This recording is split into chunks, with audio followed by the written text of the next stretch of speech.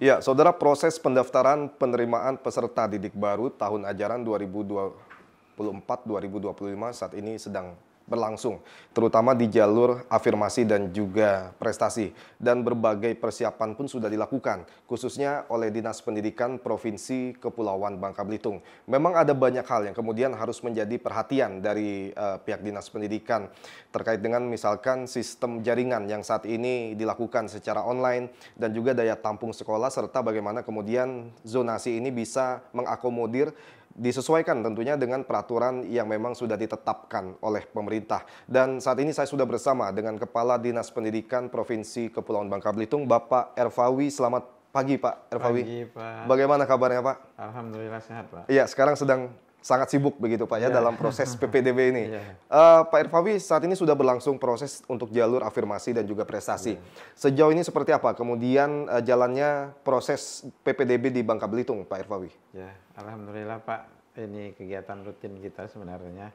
Setiap tahun bahwa PPDB ini sebenarnya kita laksanakan. Jadi sebenarnya itu tidak asing lagi lah bagi masyarakat. Betul. Cuma ini sistemnya ini kan ada perubahan selama 5 tahun ini menggunakan zonasi. Ya.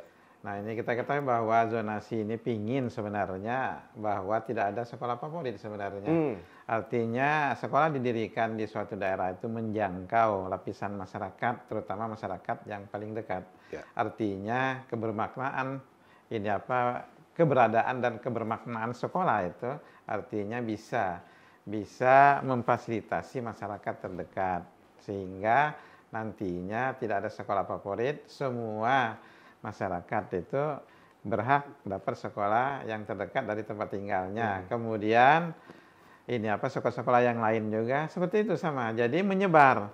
Jadi siswa-siswa yang pandai juga, kemudian yang kurang, yang sedang juga sama saja sebenarnya masuk ke tempat yang zonasi yang dekat dengan tempat tinggalnya. Nah, ini sistemnya. Nah, untuk ini apa, sebenarnya kita terus terang saja, aturan masih tetap seperti dulu, masih menggunakan Permendikbud Ristek nomor 1 tahun 2001. Nah, ini kemudian surat ini apa, Sekretaris Jenderal, kemudian Pergub juga kita masih, kemudian ini apa, Juknis dari kami. Sebenarnya sama saja. Nah, itu.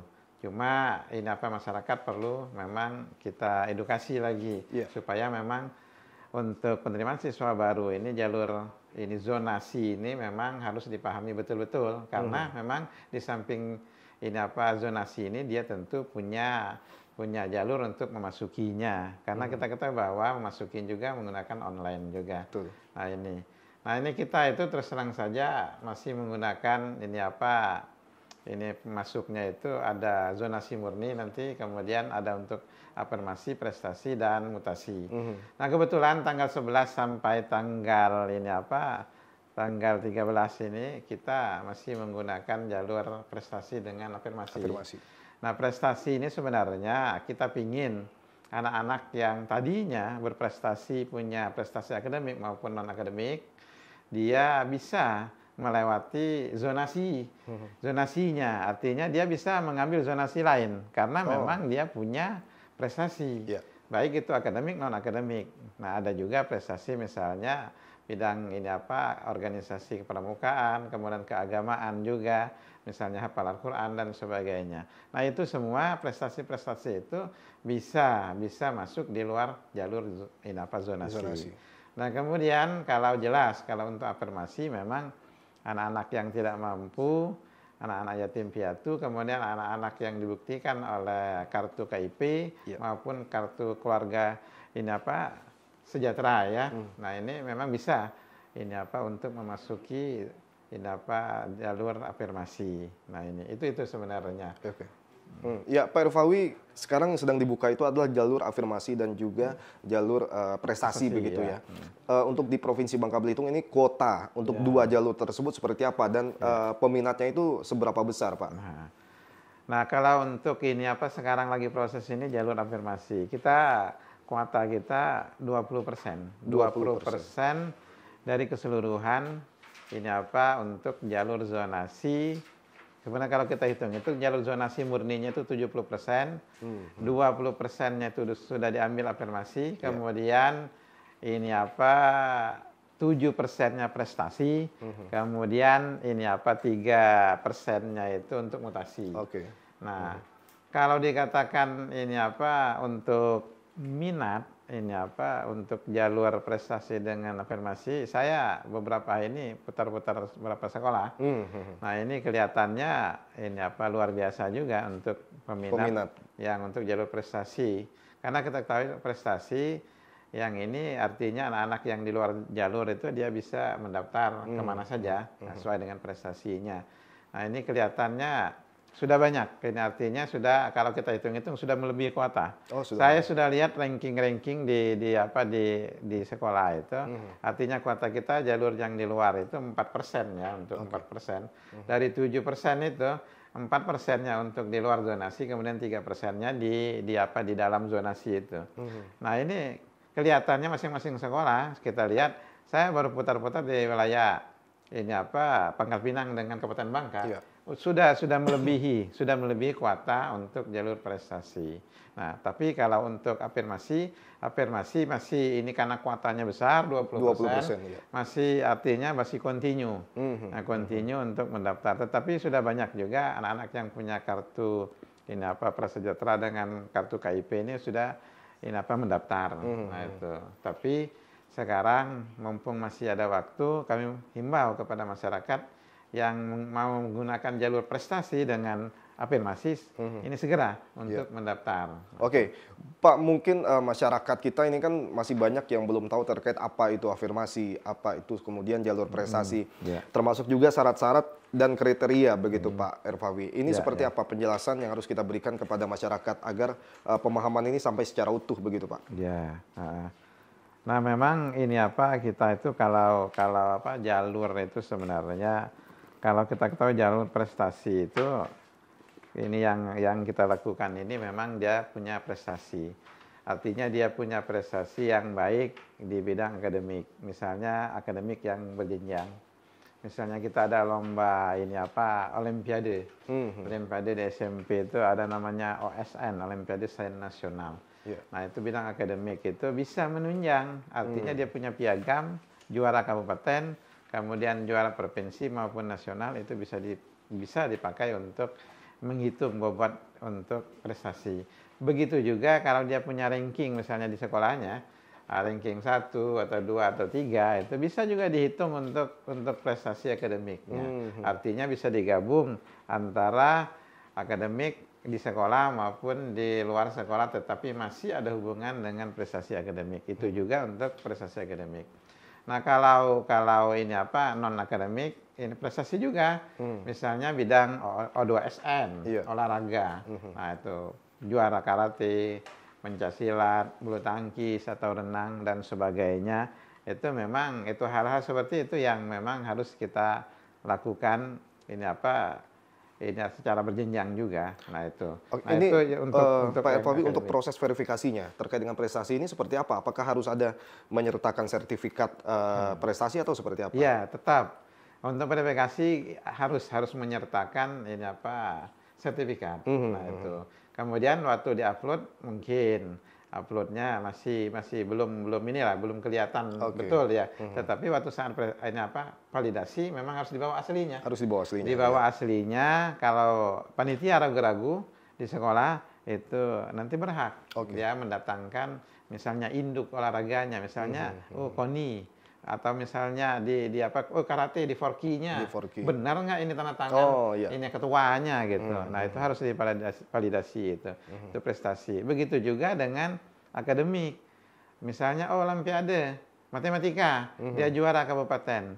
Nah, benar nggak dikeluarkan oleh kalau kami kan kalau di ini kabupaten misalnya oleh kepala dinasnya atau misalnya dari bupatinya. Nah, itu harus benar-benar divalidasi dan itu juga dibuktikan dengan yang asli waktu validasi tidak boleh yang fotokopian. Nah, itu seperti itu. Oke, untuk afirmasi ini seperti apa penjelasannya Pak Erfawi? Nah, kalau afirmasi ini kita terus terang saja ini apa untuk anak-anak yang tidak mampu afirmasi ini jalur afirmasi ini. Nah, untuk itu kita kalau kartu KIP itu jelas itu. Artinya memang anak-anak itu kalau memang punya kartu KIP dianggap itu bahwa anak-anak itu tidak mampu. Nah, tetapi juga ada kartu juga, kartu ini apa, saya prasejahtera untuk ini, satunya, nah ini apa, ini kartu keluarga sejahtera. Oke. Nah ini apa, surat keterangan terdaftar dalam data terpadu kesejahteraan sosial. Nah, jadi kita ini tidak sembarangan juga kartu Iya. ini apa, kartu keluarga sejahtera ini KKS ini. Karena banyak juga, terus terang saja, kadang-kadang ya, kadang-kadang orang ini mengaku-ngaku juga apa tidak mampu juga. Betul, betul. Tetapi kami biasanya ini apa memvalidasinya nanti lewat dinas sosial. Ada tidak sembarang nama orang tuanya itu ini apa tercantum di dalamnya itu. Nah, kemudian kalau KIP itu jelas juga. Ini apa kartunya punya kartu dari KIP. Itu juga bisa divalidasi di ini juga di dinas sosial juga sama. Iya. Nah, jadi kita nanti kerjasama dengan dinas sosial juga ini untuk memvalidasi ini apa kegiatan untuk ini apa membuktikan bahwa memang benar ini itu barang itu memang asli gitu seperti itu. Iya, Pak Erfawi, untuk kemudian potensi kecurangan data ini apakah masih juga menjadi masalah di tahun ini atau tidak? Iya. Nah, masalah kecurangan sih sebenarnya kalau sistem online itu saya katakan sudah tidak ada kecurangan sebenarnya. Di mana kecurangannya gitu? Iya. Misalnya saya ambil contoh, sekarang lagi proses jalur prestasi. Jalur prestasi itu semua orang akan tahu. Prestasi apa? Semuanya akan tahu. Nah, ini hitung-hitungannya juga sudah jelas, sudah tahu semua. Pun kalau tidak jelas, ya pun mau protes juga silakan tanya ke panitia gitu, hitung-hitungan. Tiap hari anak-anak ini di ranking terus, bergerak rankingnya. Iya. Oh, ini bergerak, ini ranking berapa ranking. Lewat online masing-masing pergerakannya. Nilainya juga bisa dipantau. Nah, raportnya juga bisa dipantau. Prestasi piagam juga bisa dipantau.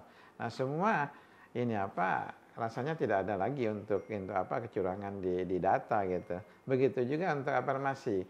Kartu-kartu juga sudah bisa di apa kita pantau lewat online semua. Nah, itu.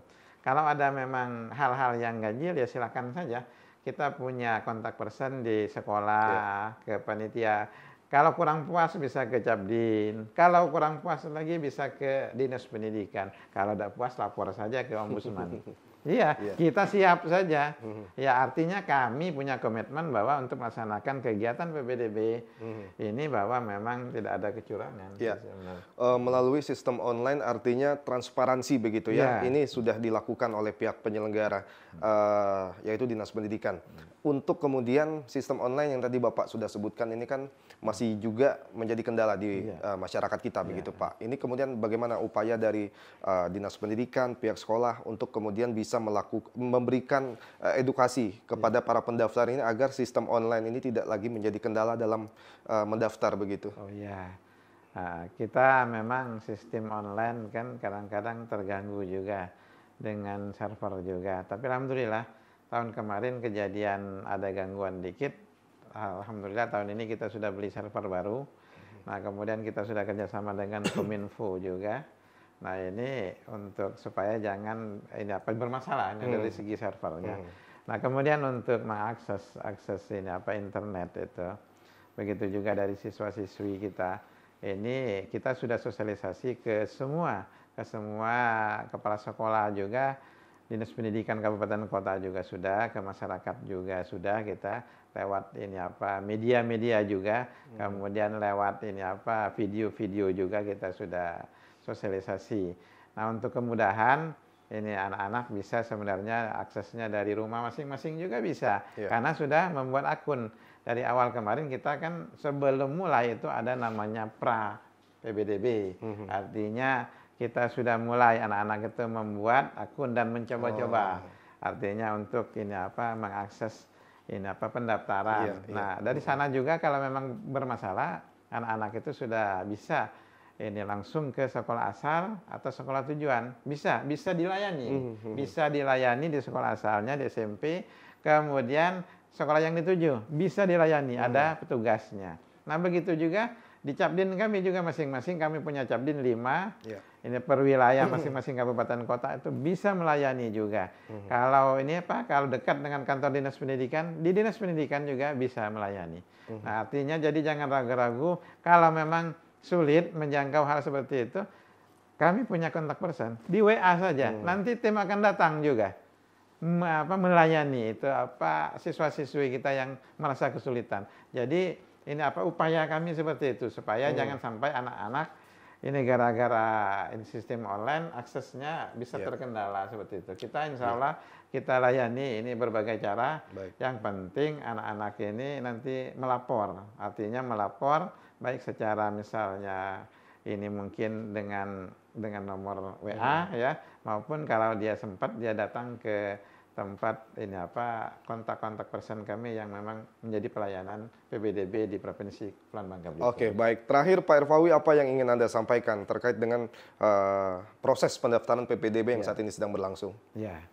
Nah, ini kami sangat berharap sebenarnya kepada masyarakat yang punya anak ini putra-putrinya yang masuk ini PPDB tahun 2024-2025 ini sebenarnya berharap ini pendaftaran itu ini terus artinya dipantau. Ini kan masa pendaftaran afirmasi dan prestasi. Artinya setelah daftar jangan ditinggalkan, terus dipantau. Afirmasi terus juga dipantau ini apakah masih masuk kuotanya. Kemudian untuk prestasi juga apakah masih masuk kuotanya. Kalau memang tidak masuk lagi, ini harus cepat-cepat ditarik datanya. Kemudian harus daftar lewat zonasi. Nah, itu alternatifnya seperti itu. Jadi, kalau ada permasalahan, jangan diam. Ini datang. Atau kalau tidak bisa datang, kemudian di WA, kontak person yang sudah kami siapkan. Ini di masing-masing pelayanan setiap kabupaten kota. Nah, itu. Jadi, ini masa afirmasi dengan prestasi sekarang ini dipantau terus, jangan tidak dipantau. Bila perlu ini tiap hari dipoto. Dipoto artinya pergerakan rankingnya itu tahu. Nah, ini. Kemudian kalau memang tidak memungkinkan, kalau rankingnya sudah di bawah, enggak usah ini lagi. Artinya enggak usah berspekulasi lah. Pokoknya kalau sudah di bawah artinya tidak akan dapat. Itu saja. Udah kalau tidak dapat cepat-cepat dicabut, cepat ditarik, kemudian ditunggu saja nanti tanggal 24 ini jalur zonasi masih siap menampung ini para putra-putri, Bapak Ibu. Nah, itu. Nah, mudah-mudahan dengan jalur zonasi nanti ada 3 zonasi itu wilayah zonasi 1, zonasi 2, zonasi 3 itu insya Allah gitu ini putra-putri Bapak Ibu insya Allah akan bisa ini diterima di sekolah negeri. Oke, baik Pak Irfawi, Kepala Dinas Pendidikan Provinsi Kepulauan Bangka Belitung. Dari penjelasan yang sudah Anda sampaikan tadi, nampaknya kita optimis begitu ya. Berbagai persiapan dan juga evaluasi dari penyelenggaraan PPDB tahun kemarin itu sudah dilakukan dan kita berharap tentu harus wajib ini. Artinya pelaksanaan PPDB di tahun ini lebih baik dari tahun yang lalu. Terima kasih Pak Irfawi atas waktunya. Dan saudara, kita akan kembali lagi usai jeda. Tetaplah bersama kami di Dialog 21.